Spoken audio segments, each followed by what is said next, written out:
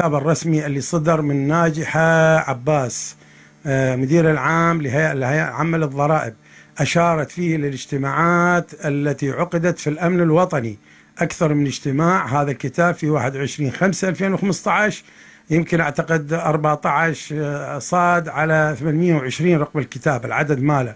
هذا الكتاب لا يسمح لأي من أبناء هذه المناطق لا بالتملك ولا بالبيع ولا بالشراء ولا بحتى ترويج معاملة شركات وأي شيء. وتبلغ هذا الكتاب إلى كافة الفروع في المحافظات والأقضية أنه عدم ترويج أي معاملة.